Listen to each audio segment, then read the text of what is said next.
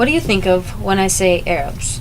Do you think of Muslims, terrorism, 9/11? Now, who do you associate with major advancements in medicine and mathematics? You probably think the Greeks and the Romans, and you wouldn't necessarily be wrong, but most of those major advancements actually come from the Arab culture. My purpose here today is to inform you of how the Arab culture has had many of those medical and mathematic advances in today's society. The Arabs' culture has had many advances in the world's use of numbers and medicine. However, these haven't changed how the world views this culture. I'm going to pass out a sheet for you for later. Now, numbers are all around us.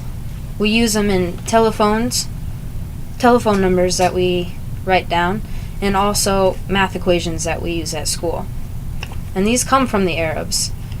They used the original numeral system from the Hindus and added on to it with the symbol of zero and positional notation. Now, the Encyclopedia of Issues and Controversies defines positional notation in which individual number symbols assume different values according to their position in the written numeral. This means that we can differentiate between the number 20 and 2020 based on the symbol of zero and where it's positioned within the number. This advanced mathematics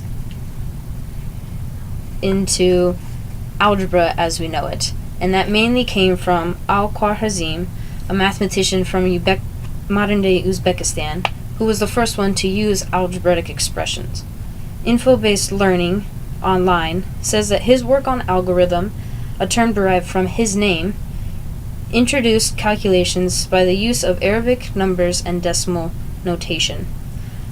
Those sheets show you different equations for using Roman numerals and Arabic numbers. And as you can see, the Arabic numbers make it a lot simpler and easier to decipher, especially when using division and decimals.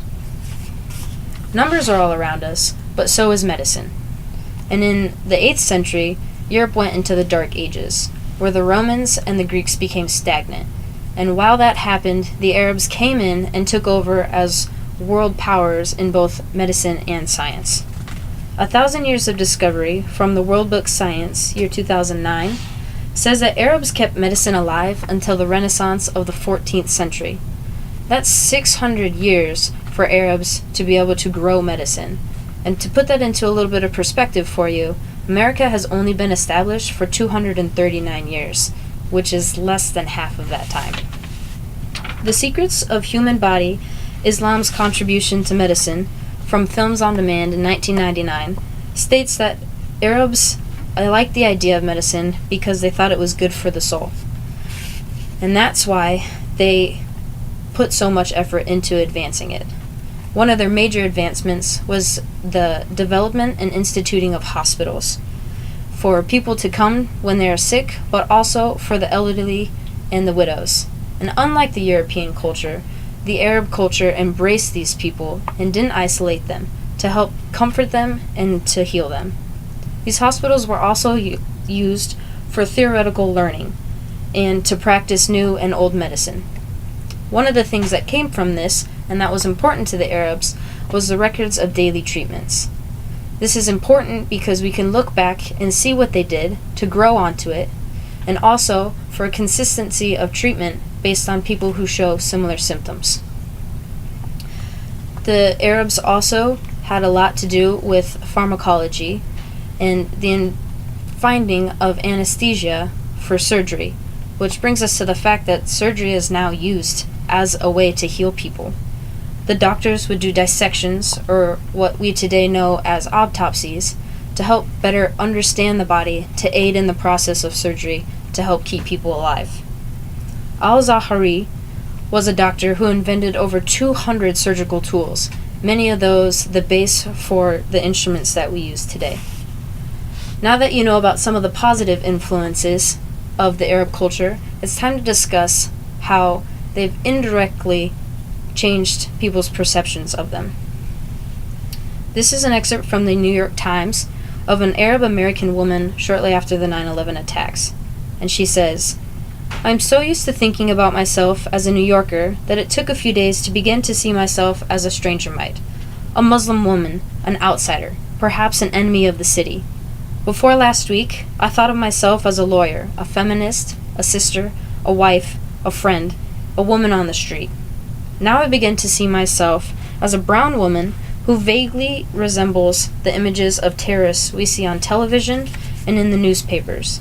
I can only imagine how much more difficult it is for men who look like Muhammad Atta or Osama bin Laden." This brings to light two facts. One, this woman was no terrorist. She was an average American like you and I, even if she was part of the Arab culture. And two, it shows that the extremists' actions have scarred this Arab culture as a whole, because those outside of it now view this culture negatively by lumping all of them together. In conclusion, the Arabs have had many positive influences on today's world by a working numerical system and many advancements in medicine that we see today, like hospitals, surgical tools, medical records, and pharmacology, or pharmaceuticals, I should say. And it's also indirectly changed people's perceptions. And I just want to leave you with a couple questions. Did you realize how much the Arabs were involved in the advancement of those subjects? Or do you let the extremists taint this culture as a whole?